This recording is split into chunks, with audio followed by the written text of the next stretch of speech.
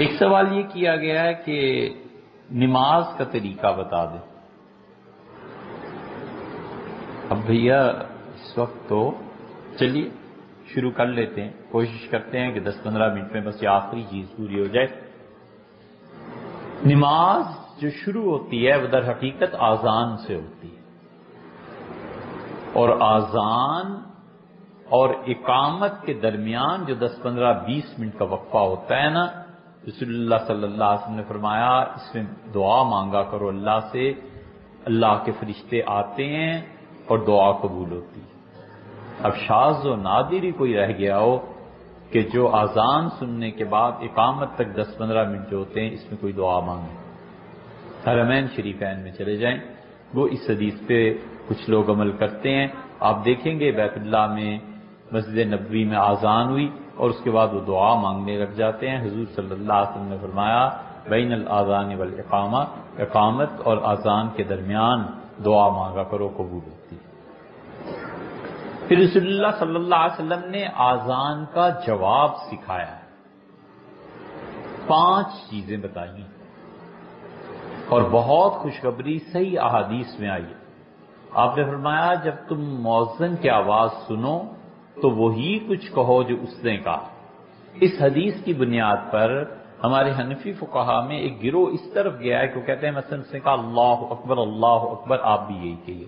اس نے کہا حی علی الصلاۃ آپ بھی یہی کہیے. کچھ اس طرف گئے ہیں کہ رسول اللہ صلی اللہ علیہ وسلم نے مستقل جملے آذان کے جواب میں سکھائے ہیں، لہذا مؤذن کی آذان میں کچھ جملے اس کے جواب میں کہنے چاہیے. مثلا اللہ اکبر یہ تو ایسے ہی، شہادتین بھی ایسے ہیں. اشہد ان لا الہ الا اللہ اس نے 2 مرتبہ کہا، آپ نے بھی 2 مرتبہ کہا. اس کے اشہد ان محمد رسول اللہ اس نے بھی 2 مرتبہ، آپ نے بھی 2 مرتبہ. اب جب وہ آیا حی علی الصلاۃ، اشہد ان محمد رسول اللہ پہ سیدنا معاویہ رضی اللہ عنہ اپنے ممبر پر بیٹھتے تھے، اور مؤذن جب یہ کہتا تھا کہ میں گواہی دیتا ہوں کہ حضور صلی اللہ علیہ وسلم خدا کے رسول ہیں، تو کہتے تھے وَأَنَا، میں بھی گواہی دیتا ہوں. وَأَنَا یہ بھی ایک جواب ہے. بہرحال اس سے معاویہ رضی اللہ عنہ سے منقول. حی علی الصلاۃ اور حی علی الفلاح میں رسول اللہ صلی اللہ علیہ وسلم نے اور چیز کی تلقین کی. آسان ترین روایت یہ ہے کہ یہ 4 جملے حی علی الصلاۃ اور حی علی الفلاح ہیں. ان چاروں میں جب مؤذن ایک ایک کہہ کے چپ ہوتا ہے تو یہ پڑھ لیا جائے لا حول ولا قوت الا باللہ بس. اور روایات بھی آئی ہیں، مگر آسان ترین یہ کہ جب اس نے کہا کہ حی علی الصلاۃ اور پھر کہا حی علی الفلاح تو ان دونوں کے جواب میں لا حول ولا قوت الا باللہ پڑھ لیا جائے. وہ کہتا ہے آؤ نماز کی طرف اور آؤ خیر کی طرف. آدمی کہتا ہے لا حول ولا قوت الا باللہ کہ اللہ کی مدد اور توفیق کے بغیر نہ نیکی کر سکتا ہوں نہ گناہ سے رک سکتا ہوں. اللہ کی عظمت بیان کرتا ہے. اس کے بعد انہوں نے کہا اللہ اکبر یہی کہ لا الہ الا اللہ کے بعد لا الہ الا اللہ کے. ایک چیز حضور صلی اللہ علیہ وسلم یہ کرو. دوسری چیز فرمائی کہ اس کے بعد تم حضرت سعد رضی اللہ عنہ سے کہا تھا کہ سعد اس کے بعد کلمہ شہادت پڑھو. اشہد ان لا الہ الا اللہ وحدہ لا شریک لہ اشہد ان سیدنا محمد اشہد ان محمدا عبدہ ورسولہ. یہ پڑھو اشہد ان لا الہ الا اللہ وحدہ لا شریک لہ واشہد ان محمدا عبدہ ورسولہ. اس عبدہ ورسولہ کے بعد بھی ایک جملہ رسول اللہ صلی اللہ علیہ وسلم نے فرمایا جو عمومی طور پر امت میں لوگوں نے بھول گئے ہیں، پڑھتے ہی نہیں. ورسولوں کے بعد آپ نے فرمایا یہ کہو کہ رضیت باللہ ربا وبالاسلام دینا وبمحمد صلی اللہ علیہ وسلم نبیا. ایک اذان کا جواب، ایک دوسرا کلمہ اور تیسرا جملہ یہ فرمایا ہے. شاید ہی آج تک کوئی ایسا آدمی ہو جو پڑھتا ہو. اس کو یا تو اس کے ساتھ ہی ملا لیا جائے اور یہی حدیث میں آیا ہے، یا پھر اسے بالکل مستقل الگ طور پہ آخر پہ پڑھ لیا جائے. اذان، دوسرا کلمہ اور تیسرا یہ جملہ. دوسرا عبدہ ورسولہ، رضیت باللہ ربا وبالاسلام دینا وبمحمد صلی اللہ علیہ وسلم نبی۔ اس کے بعد سعد رضی اللہ عنہ کی روایت میں اور دیگر روایات میں آتا ہے آپ نے فرمایا پھر مجھ پہ درود بھیجو۔ یہ جو درود شریف ہم عام طور پہ کہتے اور پڑھتے رہتے ہیں نا، سب سے اچھا ہے آدمی یہ پڑھے یا وہ درود شریف پڑھے جو نماز میں آتا ہے۔ حضور صلی اللہ علیہ وسلم نے یہ جو ہمارے ہاں درود شریف کا رواج ہے وہ جو ہے نا، اللہم صلی علی سیدنا محمد النبی الامی وازواجہ امہات المومنین وذریتہ واہل بیتہ کما صلیت علی آل سیدنا ابراہیم انک حمید مجید۔ آپ نے فرمایا تم میں سے جو شخص یہ چاہے کہ قیامت میں دیگوں کی طرح بھر بھر کے اس کو ثواب کے پیمانے ملیں، اسے چاہیے کہ مجھ پہ یہ درود پڑھے۔ اسی لیے محدثین نے بحث کی ہے کہ یہ درود سب سے افضل ہے یا نماز والا۔ کچھ ادھر گئے ہیں کچھ ادھر گئے ہیں، دونوں میں سے کوئی بھی پڑھ لے، دیگوں جتنا ثواب۔ ارے وہ کل بات ہو رہی تھی نا، گھڑا اور چھوٹے کو کیا کہتے ہیں؟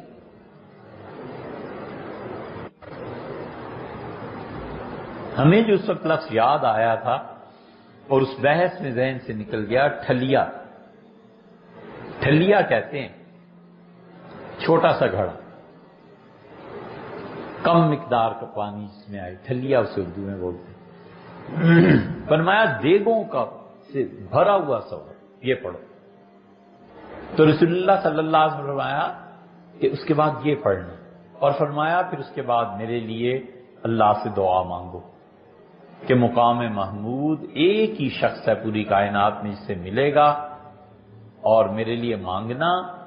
اور آپ نے فرمایا تم میں سے جو شخص آذان سنے اور پھر میرے لیے اللہ سے مقام محمود کو طلب کرے، وجبت لہو میرے ذمہ واجب نہ، اور وہ اور لفظ ہے۔ حضور صلی اللہ علیہ وسلم نے فرمایا یہ ضروری ہے کہ قیامت کے دن میں اس کے لیے اللہ سے درخواست پیش کروں کہ اسے بخش دے، میری شفاعت کرنا اس کے لیے ضروری ہے۔ وجبت لہو شفاعتی، ایسے ہی الفاظ ہیں۔ بہرحال ہر جگہ آیا، حضور صلی اللہ علیہ وسلم فرمایا اس کے بعد میرے لیے دعا کرو، اللہم رب ھذہ الدعوۃ التامہ والصلاۃ القائمہ، اللہم رب ھذہ الدعوۃ التامہ۔ اے اللہ، یہ ایسے ترجمے کرتے ہیں کہ نہ پڑھنے والوں کو سمجھ آئے نہ سننے والوں کو سمجھ آئے۔ پتہ نہیں کیا مصیبت ہے یار، ترجمہ تو ایسا کرو نا کہ جو اس ترجمے کو سن رہا ہے اسے پتہ تو چلے کہ آخر کہا کیا جا رہا ہے۔ ٹی وی پہ ترجمہ سن لیجئے، ریڈیو پہ، ممکن ہی نہیں کہ ایک جملہ بھی سمجھ میں ہے کیا۔ حضور صلی اللہ علیہ وسلم یوں عرض کیا کرو کہ اللہم رب ھذہ الدعوۃ التامہ، اللہ یہ جو آذان کہی جا رہی ہے نا، یہ پورے جملے ہیں، پورے عقیدے ہیں۔ والصلاۃ القائمہ، اور اللہ اس آذان میں جو دعوت دی گئی تھی کہ صلاۃ نماز کی طرف اور فلاح کی طرف آؤ، اس دعوت کے نتیجے میں یہ جو نماز اب کھڑی ہو رہی ہے، اے اللہ ان کے صدقے، ان کے وسیلے سے آت سیدنا محمد الوسیلۃ والفضیلہ، اللہ حضور صلی اللہ علیہ وسلم کو قیامت میں مقام محمود اور وسیلہ جو ایک مقام ہے یہ عنایت فرما۔ اللہم رب ھذہ الدعوۃ التامہ والصلاۃ القائمہ آت سیدنا محمد الوسیلۃ والفضیلہ۔ عام طور پہ روایات میں اتنے ہی الفاظ ہیں، اور آپ نے فرمایا جس نے یہ دعا میرے لیے مانگی میرے ذمے ضروری ہو گیا کہ قیامت کے دن میں بھی اس کی شفاعت کروں گا۔ اور پھر فرمایا جس نے ان ساری چیزوں کو پڑھا وجبت لہ الجنہ، جنت اس کے لیے ضروری ہوگی۔ ایک جگہ فرمایا کہ تم جب یہ پڑھتے ہو تو تمہارے گناہ معاف ہوتے ہیں۔ کتنے عرصے کے بعض رات گئے ہیں اس طرف کہ زندگی کے اگر قبول کر لے اللہ، اور بعض رات کہتے ہیں کہ ایک اذان سے دوسری اذان تک جو گناہ ہو گیا درمیان میں خدا نے معاف کر دیا۔ یہ تو ہے اذان، اور اس کے نتیجے میں جماعت یا نماز ہم لوگ پڑھتے ہیں اس کی نیت ہے، اور نیت کے کوئی مخصوص الفاظ نہیں، بس دل میں یہ ارادہ کر لے کہ ظہر کے فرض پڑھتا ہوں، بس کافی، عصر کے فرض پڑھتا ہوں، بڑھانا چاہے تو اس امام کی نیت امام کے پیچھے، اور امام نیت کرے کہ لوگ وہ نماز پڑھاتا ہوں، اگر اس نے نیت نہیں کی تو امامت کا ثواب اسے نہیں ملے گا۔ اور یہ نیت کرنے کے بعد ہاتھ اٹھائے اور جلدی سے ہاتھ اٹھا کر انہیں باندھ لے۔ یہ کانوں پہ ہاتھ رکھ کے نیت کرتے رہنا، یہ ائمہ اربعہ کے نزدیک بدعت، یہ بالکل ٹھیک طریقہ نہیں۔ ہاتھ کھلے چھوڑے لٹکے ہوئے ہیں نا، سوچ لیا کہ فلاں نماز پڑھتا ہوں بس، اور فوراً اللہ اکبر، ہاتھ اٹھائے اور فوراً اللہ اکبر کے۔ ہاتھ کیسے اٹھائے گا؟ ایسے، جس صحت میں انگلیاں ہیں بس ویسے ہی رہیں گی، یہاں تک لانا ہے۔ حضور صلی اللہ علیہ وسلم سے شانوں سے لے کے کانوں تک ساری روایات ملتی ہیں، اس لیے کانوں کے یہ جو لو ہے اس کو ہاتھ لگائے، تھوڑا سا نیچے، یہ جو بھی، یہ ساری روایات احادیث میں آئی ہیں اور یہ سب جائز ہے۔ اور افضلیت حنفی فقہا نے کہا کہ کانوں تک ہاتھ لگائے، ہاتھ باندھ ناف کے نیچے، اور ہاتھ باندھنے کی ترتیب یہ ہے کہ اس دائیں ہاتھ کو اس طرح سے تقسیم کرے، یہ 3 انگلیاں، یہ 1 انگلی، اور اس سے یہ جو کلائی پکڑ لے اس طرح سے، اور یہ 3 انگلیاں ادھر رکھے، اور یہ 3 انگلیاں باقی جو ہاتھ ہیں لٹکانا نہیں ہے، ان انگلیوں کو اس کلائی کے پیچھے چھپانا ہے۔ یہ صحیح سنت کا طریقہ ہے۔ لوگ ایسے ہاتھ باندھ لیتے ہیں، ایک ہاتھ کی انگلیاں نیچے زمین کی طرف لٹک رہی ہیں اور اس طرح وہ کر لیتے ہیں، یہ طریقہ استحباب کے خلاف۔ فقہا نے لکھا ہے کہ دوسرے ہاتھ کی انگلیاں پہلی اس کلائی کے نیچے آ جانی چاہیے، اور پھر ثنا پڑھے، شروع ثنا سے کرنی ہے، سبحانک اللہم و بحمدک، اور اس کے بعد سے ختم کر لے ثنا کو۔ یا حضور صلی اللہ علیہ وسلم اس موقع پہ بہت دعائیں مانگی، حدیث کی کتابوں میں بہت دعائیں آئیں، جو بھی پڑھ لے۔ ثنا اس کو حنفیہ نے ترجیح دی ہے اور سنت موقدہ قرار دی۔ ثنا کے بعد پہلی رکعت میں اعوذ باللہ پڑھنی، دوسری تیسری چوتھی رکعت میں نہیں پڑھنی۔ اعوذ باللہ من الشیطان الرجیم، کیونکہ آگے فاتحہ پڑھنی ہے نا، بسم اللہ الرحمن الرحیم، الحمدللہ رب العالمین، یہ فاتحہ کی وجہ سے پہلی رکعت میں اعوذ باللہ، اس کے بعد بسم اللہ۔ باقی جتنی رکعتیں آگے، تیسری چوتھی، فرض کر لیجئے 8 رکعتوں کی نیت باندھنی، 5ویں 6ٹھی 7ویں 8ویں، ہر رکعت کے آغاز میں بسم اللہ کا پڑھنا سنت موقدہ ہے۔ اگر کوئی آدمی دوسری تیسری چوتھی 8ویں کسی رکعت میں وہ بسم اللہ سے اسے شروع نہیں کرتا فاتحہ کو، تو اس کی نماز مکروہ ہے۔ اس لیے ہمیں حیرت ہوتی ہے جو نماز پڑھاتے ہیں، بعض اٹھتے ہی ابھی گھٹنے بھی صحیح طرح سیدھے نہیں ہوتے اور الحمدللہ رب العالمین، حیران ہوتے ہیں کہ پتہ نہیں بسم اللہ کب پڑھی اس سے۔ سنت موقدہ کا طرح پہلی رکعت میں اعوذ باللہ، بسم اللہ، سورہ فاتحہ۔ سورہ فاتحہ کے بعد سورت ملانی ہے، تلاوت کرنی،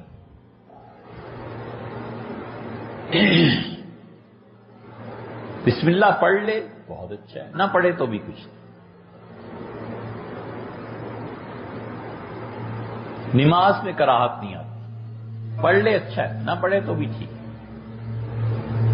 سورت پڑھنے کے بعد اصلاً یہ ہے کہ ذرا سا رکنا چاہیے، پوری ہو گئی نا پہلی رکعت۔ اگرچہ فقہا نے زیادہ اس پہ مطلب جو تصریحات ہیں مشکل ہے ان کے لیے، ان کے ہاں، لیکن دارقطنی وغیرہ اس کی شروع میں حضور صلی اللہ علیہ وسلم کا عمل بہرحال منقول یہ ہے کہ ذرا سا رکتے تھے اور اس کے بعد اللہ اکبر کہتے تھے تاکہ رکعت قیام پورا ہو، بڑے اطمینان سے نماز پڑھو۔ اللہ اکبر کہہ کے رکوع میں جائے اور رکوع میں جا کر دونوں ہاتھوں کی انگلیاں یوں کھول دینی اور گھٹنے کو پکڑ لینا، اور پاؤں جب آدمی کھڑا ہوتا ہے نا قیام میں، ہمیشہ پاؤں سیدھے قبلے کی طرف ہونے چاہیے۔ ہر آدمی کے پاؤں ذرا سے ادھر ادھر ہوتے ہیں، جان بوجھ کے کوشش کر کے اہتمام سے دونوں پاؤں کو قبلہ رخ کرنا چاہیے۔ حضور صلی اللہ علیہ وسلم نے فرمایا، عبداللہ ابن عمر رضی اللہ عنہ کی روایت میں آتا ہے کہ حیم و میتن، کعبہ تمہارا قبلہ ہے تمہاری زندگی میں بھی اور موت کے بعد۔ اسی لیے رسول اللہ صلی اللہ علیہ وسلم دعا مانگتے تھے، قبلہ رخ ہو جاتے تھے۔ اسی لیے فقہا کہتے ہیں کہ ظہر اور مغرب اور عشاء ان تینوں نمازوں میں امام کے لیے درست نہیں ہے کہ وہ لوگوں کی طرف منہ کر کے دعا مانگے، سیدھا قبلہ رخ بیٹھ کے ہی مانگنا چاہیے، کیونکہ آگے سنت موقدہ ہے نا، اسے ملانا ہے ساتھ۔ عصر اور فجر کے بعد چاہیے یہ چیز۔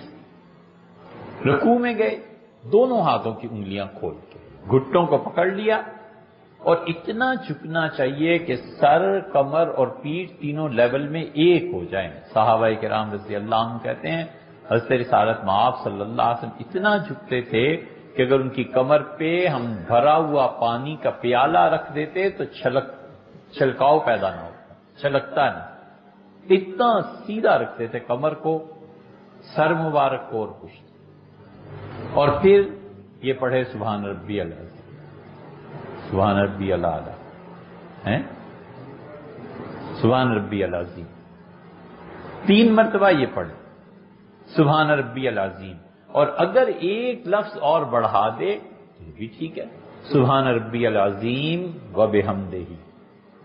وہ ہے نا سبحان اللہ و بحمدہ، اللہ کو بہت پسند ہے کہ اس کے بندے تسبیح بھی کریں اور حمد بھی بیان کریں۔ ابو داؤد کی روایات میں اس کی کافی تفصیلی بحث حضرات نے لکھی ہے۔ تو اگر کوئی آدمی اتنا سا بڑھا لے کہ سبحان ربی العظیم و بحمدہ، ٹھیک، 3، 5، 7 مرتبہ کہے، اور پھر اس کے بعد کھڑا ہو جائے اور سمع اللہ لمن حمدہ یہ پڑھے، اور اس کے بعد 4 جملے رسول اللہ صلی اللہ علیہ وسلم سے منقول ہیں، اگرچہ احادیث پہ بحث کی ہے، بعض نے 3 کا، بعض نے 4 کا۔ کبھی تو رسول اللہ صلی اللہ علیہ وسلم یہ بارگاہ الہی میں عرض کرتے تھے کہ اللہم ربنا لک، کبھی بالکل چھوٹا سا جملہ جو ہم لوگ پڑھتے ہیں عام طور پہ حنفی، ربنا لک الحمد، یہی پڑھتے ہیں نا۔ کبھی کبھی حضور صلی اللہ علیہ وسلم اس میں واو کا اضافہ فرما دیتے تھے کہ ربنا ولک الحمد۔ آپ حرمین شریفین میں گئے ہوں تو وہاں ہمیشہ وہ کہتے ہیں ربنا ولک الحمد۔ کبھی کبھی حضور صلی اللہ علیہ وسلم فرماتے تھے، اللہ کی بارگاہ میں عرض کرتے تھے اللہم ربنا لک الحمد، اور کبھی پورا سینٹنس، پورا جو اللہم ربنا ولک الحمد۔ حنفیوں نے اس جملے کو کہا ہے، ہمارے نزدیک اللہم ربنا ولک الحمد یہ پورا جملہ پڑھے، یاد کرنا چاہیے۔ ہمارے یہاں فتویٰ یہ ربنا لک الحمد کے جو چھوٹا جملہ ہے نا، جو بچوں کو یاد کراتے تھے کہ بچہ ہے نماز مختصر یاد کرنی، چلو بچے یاد کر لو، بڑا ہوگا خود ہی پڑھ کے ٹھیک کر لے گا۔ انہیں کیا پتا تھا کہ اس امت میں ایسا زوال بھی آنا ہے کہ 80 سال تک بھی وہ بچہ ہی رہے۔ یہ سب بربادی ہے نظام تعلیم کے ٹھیک نہ ہونے کی، اور مرتب وہ کرتے ہیں جنہوں نے زندگی میں یہ مسئلہ ہی نہیں سنا ہوگا کہ نماز کی کتاب یا نماز سکھاتے ہوئے اتنا لکھ دیں کہ افضل ترین جملہ یہ ہے اللہم ربنا ولک الحمد، یہ پڑھنا چاہیے، اللہم ربنا ولک الحمد۔ حنفیہ نے اسی کو ترجیح دی ہے، اسی لیے تو اہل حدیث حضرات صحیح کہتے ہیں کہ تم ربنا لک، یہ اس کو کیوں نہیں پڑھتے، حدیث کی مخالفت کرتے ہو؟ یہ لوگ کرتے ہیں، جہالت ہے۔ حضرت صاحب الرسالہ صلی اللہ علیہ وسلم نے یہی پڑھا اللہم ربنا ولک الحمد، اور اس کے بعد اللہ اکبر کہہ کے سجدے میں جائے، اور سجدے میں پورا پاؤں کی انگلیوں کو دباؤ ڈال کے موڑ کے قبلے کی طرف کرنا ہے، دونوں ہاتھوں کی انگلیاں بند کرنی، رکوع میں پوری کھول دینی ہے، سجدے میں بالکل بند کر دینی۔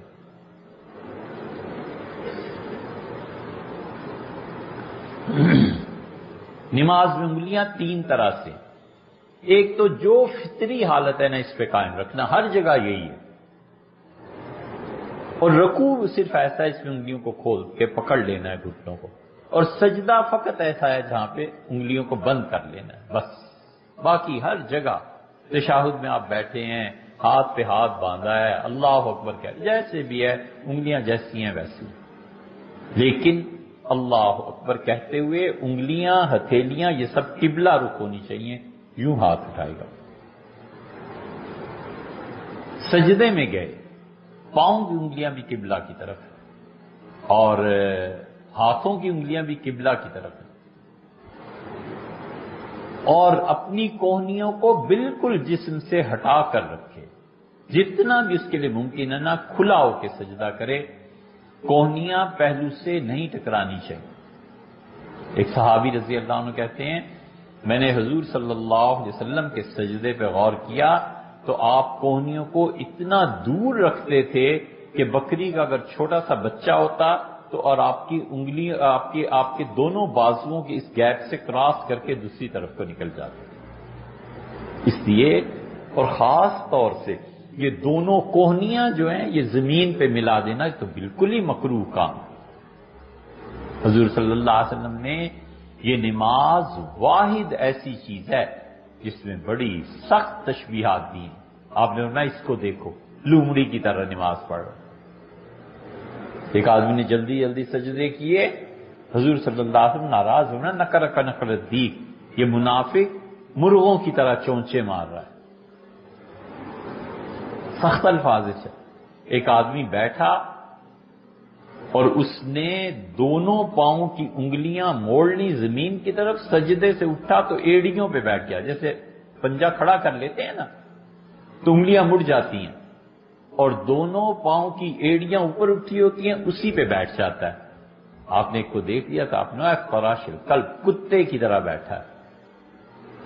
سخت ناراض ہوتے تھے کہ نماز میں یہ حرکتیں، اس لیے کہ نماز ہی تو اصل بندگی کا جوہر ہے، نماز ہی تو وہ چیز ہے جہاں پہنچ کے پتہ چلتا ہے۔ حضور صلی اللہ علیہ وسلم نے کمال کی بات ارشاد فرمائی، انہوں نے فرمایا صلۃ بینہ و بین ربہ، اللہ کے درمیان اور بندے کے درمیان ملا دینے کی چیز ہے، اپنے محبوب کے ساتھ وصال ہے تمہارا نماز پڑھنا۔ نماز پڑھنا کوئی چھوٹی سی چیز نہیں ہے، وہ تو اتنی شدید محبت ہے کہ وہ مل گیا جا کے اللہ سے۔ محبوب کا وصال کسے نہیں چاہیے ہوتا، اسی میں ہوتا ہے نا کہ کسی طرح اس تک رسائی ہو جائے۔ حضور صلی اللہ علیہ وسلم تم اللہ تک پہنچتے ہو اس کے ذریعے سے، صلہ ملا دینے والی چیز۔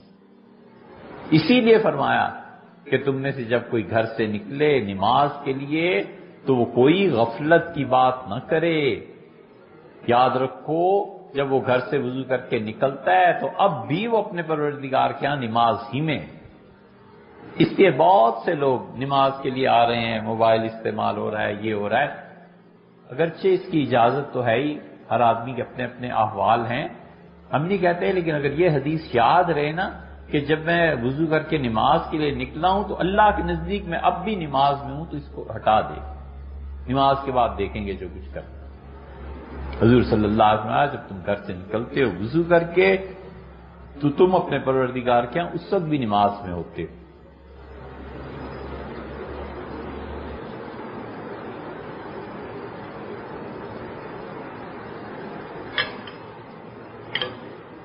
اور سجدے میں تسبیحات سبحان ربی العالی و بحمدہ یہ پڑھے تو بہت اچھا ہے، سبحان ربی العالی پڑھ لے تو بھی ٹھیک ہے، وہی تو آیا ہے حدیث میں۔ و بحمدہ کا یہ جو اضافہ ہے نا،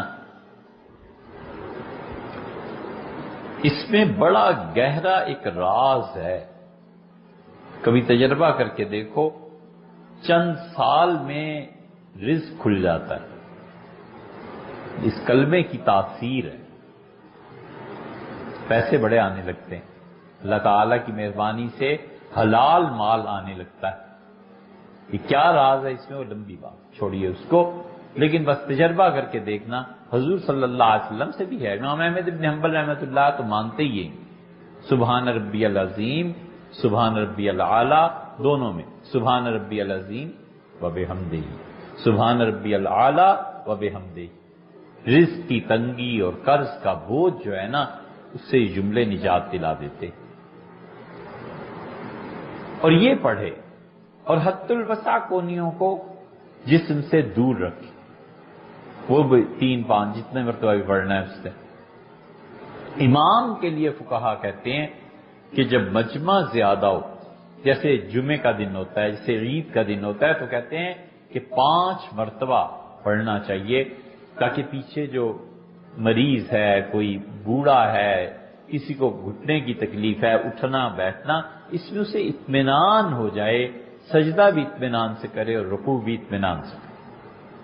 اس کے بعد بیٹھنا،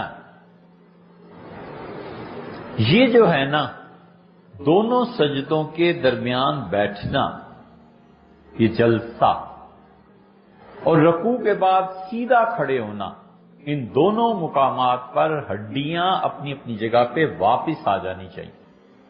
اگر کوئی آدمی رکوع سے کھڑا ہوا اور دونوں سجدوں کے درمیان کی حالت میں بیٹھا نہیں پوری طرح، ذرا سا ایسے ہوا اور پھر دوبارہ چلا گیا، نماز ٹوٹ گئی۔ یہ دونوں مقامات واجب ہیں، بڑا احتیاط کا معاملہ ہونا چاہیے۔ یہ لوگ اس مسئلے کو جانتے نہیں، خاص طور پہ یہ پٹھانوں کو دیکھو نا کیسی نماز پڑھتے ہیں، ایک سجدہ اور سجدے پہ سجدہ، صحیح طرح بیٹھتے بھی نہیں، تو نماز تمہاری اسی وقت ٹوٹ گئی۔ اور اگر غلطی سے بھول گئے تو آخر میں سجدہ صاف کرنا ہے، یہ واجب ہے۔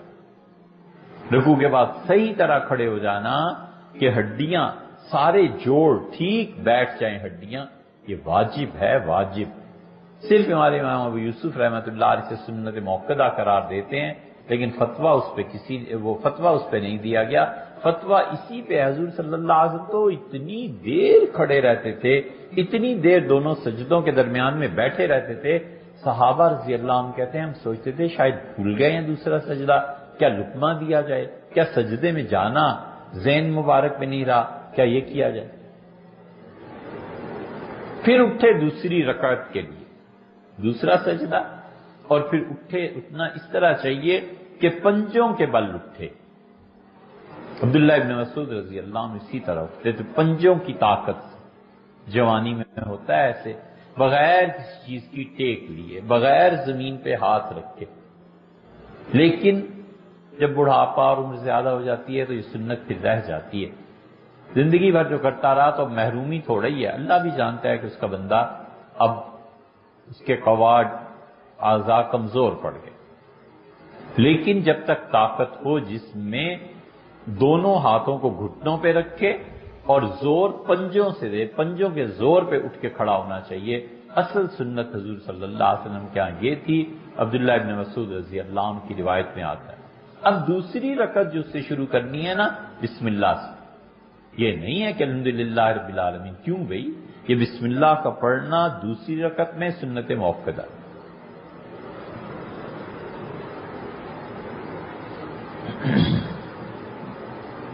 پھر دوسری رکعت کو ایسے ہی کرنا ہے جیسے پہلی رکعت کو پڑھا، اس دوسری رکعت کو بھی ویسے ہی پڑھنا ہے، اور دوسری رکعت کے بعد پھر بیٹھنا ہے تشہد کے لیے۔ اور حضور اقدس صلی اللہ علیہ وسلم بیٹھتے تھے، اور عبداللہ ابن مسعود رضی اللہ عنہ کی روایت میں آتا ہے کہ نبی کریم صلی اللہ علیہ وسلم اتنی جلدی اٹھ کھڑے ہوتے تھے کہ گویا آپ تپتی ریت پر بیٹھ گئے ہیں، تپتی زمین پر بیٹھ گئے۔ یہ ایک ہی موقع ایسا تھا نماز میں جب رسول اللہ صلی اللہ علیہ وسلم جلدی سے اٹھ جاتے تھے۔ اس لیے کوشش یہ کرنی چاہیے کہ اس حدیث پر عمل کیا جائے، مگر اس کا یہ مطلب بھی نہیں ہے کہ آدمی کی تشہد ہی چھوڑ دے اور نماز ہی ختم ہو جائے۔ تو رسول اللہ صلی اللہ علیہ وسلم ایک اس میں اور ایک فجر کی سنتیں جب ادا کرتے تھے نا، تو فجر کی سنتوں میں بھی رسول اللہ صلی اللہ علیہ وسلم جلدی پڑھتے تھے۔ حضرت عائشہ رضی اللہ عنہ فرماتی ہیں میں نے ایک دن پوچھا، میں نے کہا اللہ کے رسول یہ سنتوں میں فاتحہ بھی پڑھنی ہے کہ نہیں پڑھنی، آپ تو اتنی جلدی پڑھتے ہیں؟ تو حضور صلی اللہ علیہ وسلم فرمایا میں پڑھتا ہوں۔ حضرت بلال رضی اللہ عنہ آگے،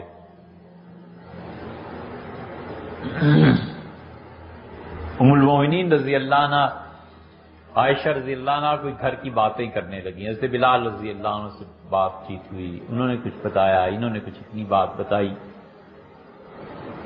اور پھر انہوں نے کہا کہ دیکھو روشنی ہو رہی، جاؤ بلال۔ حضور صلی اللہ علیہ وسلم نبی کریم صلی اللہ علیہ وسلم کچھ تاخیر سے تشریف لائے تو آپ نے کہا بلال تو مجھے آوازیں دے رہے تھے، دیتے یا نہ دیتے صبح کی سنتیں میں اطمینان سے پڑھتا ہوں، تو جلدی ہے لیکن اتنا بھی نہیں ہے کہ اطمینان ہی نہ رہے، اطمینان سے پڑھنے کی چیز ہے۔ پھر اسی طرح تیسری رکعت وہ بھی بسم اللہ سے شروع کرنی ہے، چوتھی رکعت وہ بھی بسم اللہ سے شروع کرنی ہے، اور چوتھی رکعت کے بعد اب جب بیٹھتے ہیں تو عبدہ و رسولہ کے بعد حضور صلی اللہ علیہ وسلم پہ درود شریف کا پڑھنا ہمارے نزدیک سنت موقدہ، فرض واجب نہیں، شوافی کے نزدیک ضروری ہے، وہ تو فرض اور واجب کہتے ہیں، ہمارے نزدیک عبدہ و رسولہ پہ اس کی نماز پوری ہو گئی، لیکن اسے چاہیے کہ ایمرجنسی ہے، جلدی ہے، کہ تراویح میں بھی کبھی کبھی ہمارے ائمہ کرتے ہیں، کوئی چھوٹا سا درود پڑھ لے صلی اللہ علیہ وسلم، بس یہ بھی تو درود ہی ہے۔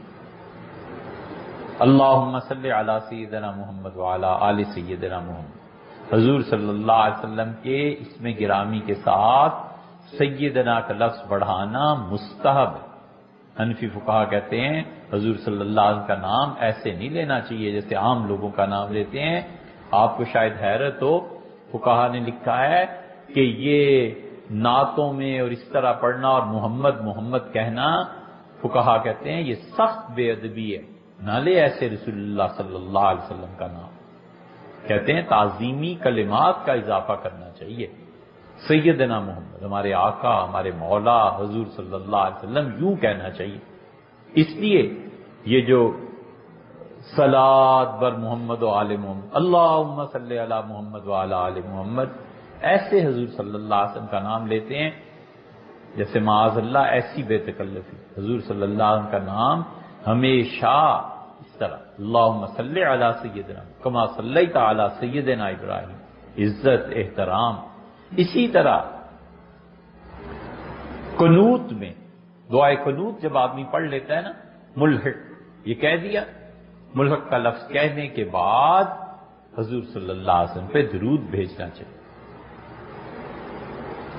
آخری قعدے میں ہمارے نزدیک سنت موقدہ ہے، چھوٹا سا درود پڑھ لے، جلدی ہے، کہیں جانا ہے، قوم پہ بوجھ ہو رہا ہے، تراویح ہے، اور اس کے بعد کوئی بھی دعا مانگے جو حدیث میں آئی۔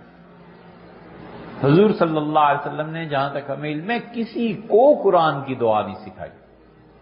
ہمارے ہاں جو پڑھتے ہیں رب اجعلنی مقیم الصلاۃ، اور کبھی پڑھتے ہیں ربنا آتنا فی الدنیا حسنہ، حضور صلی اللہ علیہ وسلم نے ساری حیات طیبہ میں کسی کو نہیں کہا کہ قرآن کی دعائیں پڑھو، ہمیشہ اپنے پاس سے۔ اور کمال یہ ہے، حضرت عمار ابن یاسر رضی اللہ عنہ نے پوچھا اور دعا سکھائی، معاذ ابن جبل رضی اللہ عنہ کو اور دعا سکھائی۔ معاذ رضی اللہ عنہ کیا تو یہ شرف ہے کہ رسول اللہ صلی اللہ علیہ وسلم نے ایک مرتبہ وہ کہتے تنہائی میں میرا ہاتھ پکڑا اور مجھ سے فرمایا انی لاحبک یا معاذ، مجھے تم سے بہت محبت۔ پھر فرمایا تم کہو، میں نے کہا اللہ کے رسول مجھے بھی آپ سے بڑی محبت ہے۔ میرا ہاتھ پکڑا اور مجھ سے کہا کہ معاذ میں تمہیں ایک تحفہ دوں، محبت کا یہ تحفہ تھا۔ فرمایا نماز کے آخر پر یہ دعا مانگا کرو، اللہم اعنی علی ذکرک و شکرک و حسن عبادتک۔ ان کو اور دعا سے حضرت ابوبکر رضی اللہ ان کو اور دعا سکھائی، اس لیے کہ نماز کا یہ آخری حصہ یا سلام کے فوراً بعد یہ دونوں مقامات ایسے ہیں جن پہ دعا کی قبولیت۔ اگر سنت موقدہ ہے تو سنت موقدہ یا نفل پڑھ کے پھر دعا کی قبولیت، یہ تینوں مقامات ایسے ہمیشہ وہ دعائیں یہاں پہ پڑھنی چاہیے جو رسول اللہ صلی اللہ علیہ وسلم نے بتائی ہیں۔